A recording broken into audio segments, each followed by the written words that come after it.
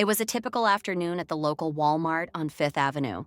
Officer Henry Winters had just wrapped up his morning patrol and stopped by the store to grab a bottle of water. As he walked through the aisles, his eyes caught a woman, Nancy Westlake, standing near the shelves. She seemed to be browsing quietly, looking for something. She was dressed casually, her eyes scanning the shelves with a focus, but she didn't have a shopping cart. Henry's instincts kicked in. He had seen plenty of people in his years on the force, and something about Nancy's behavior rubbed him the wrong way.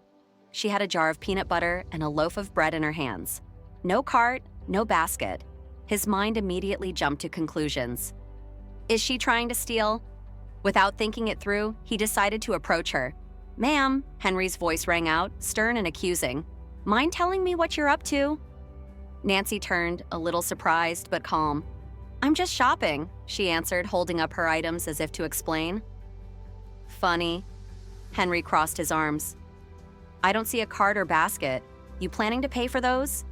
Nancy, taken aback by the tone but staying composed, responded, "I didn't grab a cart because I'm only buying a couple of things. I'll be at the checkout soon."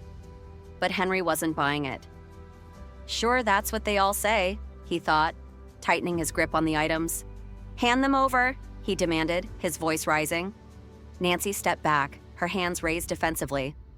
"There's no need for this," she said, her patience beginning to thin. The tension was palpable. Other shoppers had started to notice and were watching in growing disbelief as Henry's accusations grew louder. But Nancy kept her cool, silently holding her ground. Henry's behavior didn't sit right with her, but she wouldn't escalate it. Then a Walmart employee, Carlos, approached. "Is everything okay here?" he asked, sensing the conflict. Henry barely spared him a glance. "We're fine. I'm handling a shoplifter here," he snapped, dismissing Carlos's concerns. Carlos glanced at Nancy, recognizing her as a regular. "Are you sure? She comes here all the time," he said, uncertainty creeping into his voice. "I know what I'm doing," Henry snapped back. "She was trying to take these without paying."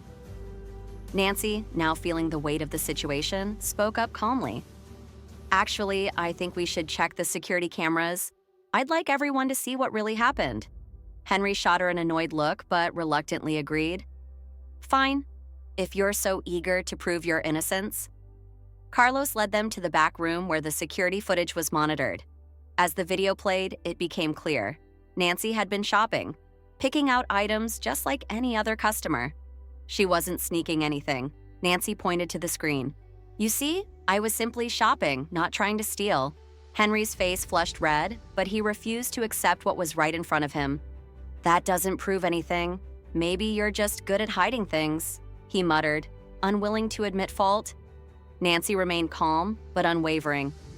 "Officer Winters, I don't think you understand the position you're in." Slowly, she reached into her pocket and pulled out a badge. "I'm Sheriff Nancy Westlake," she said, holding it up for him to see. Henry's eyes widened. He blinked, trying to process what he was seeing. "This woman? She's a sheriff?" Carlos's face turned pale as he looked back and forth between the two of them. "Sheriff Westlake, I'm so sorry, I didn't know." Nancy nodded gently. "It's all right, Carlos. You were just doing your job." Turning back to Henry, her tone shifted. "But you, Officer Winters, you made a dangerous assumption. You judged me based on nothing but your own biases." Henry stood there speechless, his face a mixture of shock and shame. The room grew tense as the realization of his mistake sank in. A store manager entered, having heard about the situation. He took one look at Nancy's badge and immediately understood the gravity of what had just happened. "Sheriff Westlake, is there anything we can do to help resolve this?" he asked, looking at Henry with disapproval. Nancy addressed the manager calmly. "Officer Winters needs to learn that actions have consequences," she said, her voice quiet but firm. "There's no room for this kind of behavior in our community, especially from someone who is supposed to protect it." Henry looked down, defeated. He realized the damage had been done, and it was too late to undo his mistake. Days later, Henry sat in a small office at the station. The footage from the Walmart incident had circulated, and Nancy's formal complaint had set a series of disciplinary actions in motion. His supervisor spoke sternly. "Your actions were reckless and unprofessional. Effective immediately, you're suspended without pay." Henry's heart sank.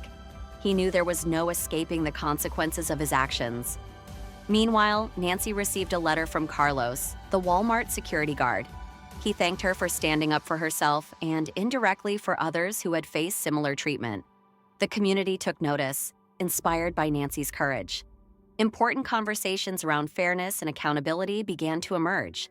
For Henry Winters, it marked the end of a chapter defined by assumptions and prejudice. For Nancy, it was a quiet victory for justice, a reminder that sometimes standing firm in truth is the most powerful way to fight back. And with that, this chapter closed, leaving both the officer and the community with valuable lessons learned.